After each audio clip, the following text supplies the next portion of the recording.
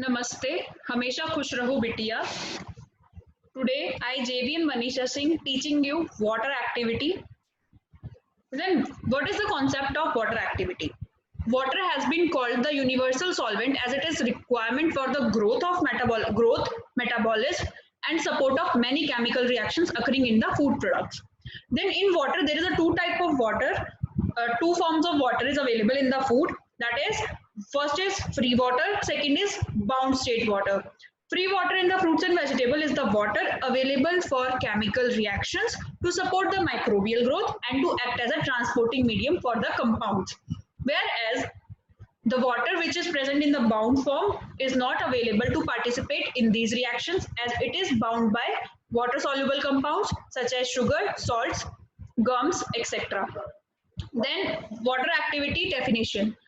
Water activity is a fundamental property of aqueous solutions, and by definition it is the ratio of the vapor pressure of the water in the substrate may be a salt, sugars, etc., to that of pure water at the same temperature. That is, water activity is denoted by A W is equal to P by P naught.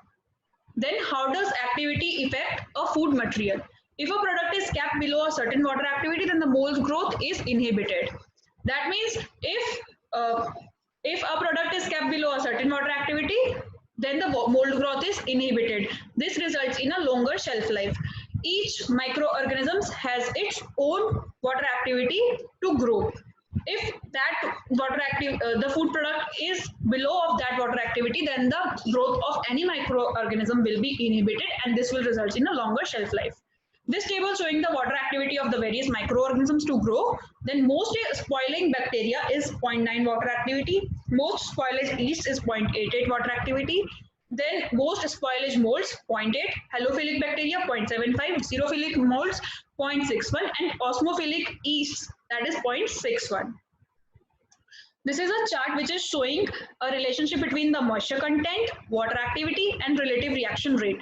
If the water activity is less than 0.25, then there is a lipid oxidation takes place, and if that is 0.25 to 0.75 water activity, there will be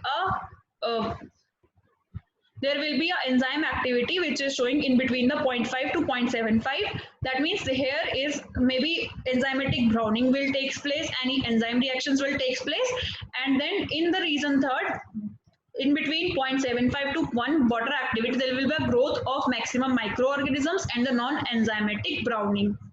Therefore, we need to, if we want to preserve or increase the shelf life of our food product, then we should maintain the water activity in between the 0 to 0.75 or 0 to 0.5. Then water activity of some foods, distilled water, as it is a pure water, its water activity is 1, tap water 0.99 because some impurities may be present in the tap water. Then raw meats, that is 0.99.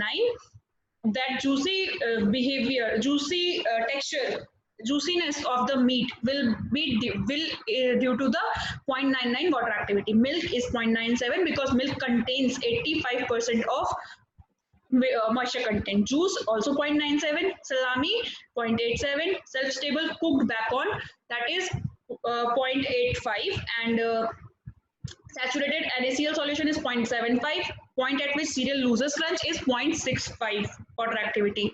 Dried fruit is 0.6. Typical indoor air has 0.5 to 0.7 water activity, and honey also has 0.5 to 0.7 water activity. Then how we will change the water activity, either by increasing or decreasing the temperature, or either by decreasing or increasing the pressure. By changing the pressure and the temperature, we will change the water activity. Then what is the sorption isotherm? The moisture sorption isotherm is the dependence of moisture content on the water activity of one of the samples at a specified temperature. It is usually presented in a graphical form. Brunner classified adsorption isotherm of the material into these 5 classes. Sugar and salt, the isotherm is of the concave shape type. This is for the sugars and salt. Most other foods result in the sigmoid isotherm. This is the sigmoid shape. And the inflection point of the isotherm indicates the change of water binding capacity of the relative amounts of free and bound water. And type 1 is the indicative of non-swelling porous solid such as silicate anti-caking agent. Then what are the factors which affect the hysteresis? Types of foods affecting hysteresis, temperature effects on hysteresis, and effects of physicochemical nature. Then what is the how we will design a food product? Then food designers use water activity to formulate the self-stable food. If a food product is kept below a certain water activity, then the mold growth is inhibited. This results in a longer shelf life. Water activity values can also help limit moisture migration within a food product made with the different ingredients. If resin of a high water activity are packed with bran flakes of a lower water activity, the moisture from the resins may migrate to the bran flakes over time, making the resins hard and the bran flakes soggy, and that textural change is undesirable. Then food formulators use water activity to predict how much moisture migration affects their food product. Then shelf-stable food. Shelf-stable food is a type of food that can be safely stored at room temperature in a sealed container. This includes foods that would normally be stored refrigerated, but which have been processed so that they can be safely stored at room or ambient temperature for a usefully long shelf life. For example, sterilized milk, aseptic juices, etc. Then food safety. Water activity is used in many cases as a critical control point for hazard analysis and critical control points programs. Sample of the food product are periodically taken from the production area and tested to ensure water activity values are within a specified range for food quality and safety. Then what is equilibrium relative humidity? The equilibrium relative humidity of a food product is defined as the relative humidity of the air surrounding the food at which the product neither gains nor loses its natural moisture and is in equilibrium with the environment. The definition of moisture conditions in which pathogenic or spoilage microorganisms cannot grow is of paramount importance to food preservation.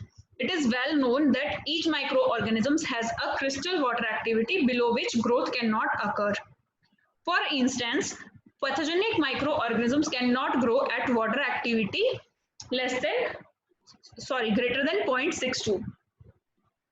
The so-called intermediate moisture foods IMF have a water activity values ranges of 0.65 to 0.90. Then the relationship between ERH and water activity. A relationship exists between ERH and water activity since both are based on the vapor pressure. Then water activity is equal to ERH divided by 100.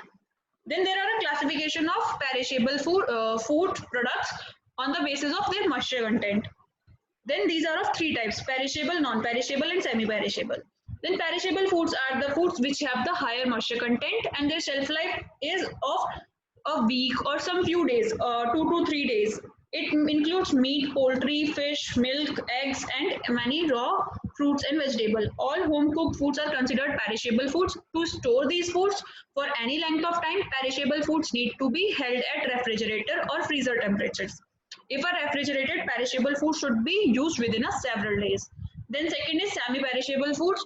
Intermediate moisture content, if properly stored and handled, may remain unspoiled for 6 months to about 1 year. Flour, grain products, dried fruits, and dry mixes are considered semi-perishable. Then non-perishable foods. Very low moisture content, such as sugar, dried beans, spices, etc., and do not spoil unless they are handled carelessly. These foods will lose quality, however, if stored over a long time, even if stored under ideal conditions. Hope you are satisfied with this session. If you have, hope you are satisfied with this session. This session is powered by Digital Version 2.0, Jyoti Vidyapeeth Women's University, Jaipur. If you have any query, please mention it in a comment box. Thank you so much.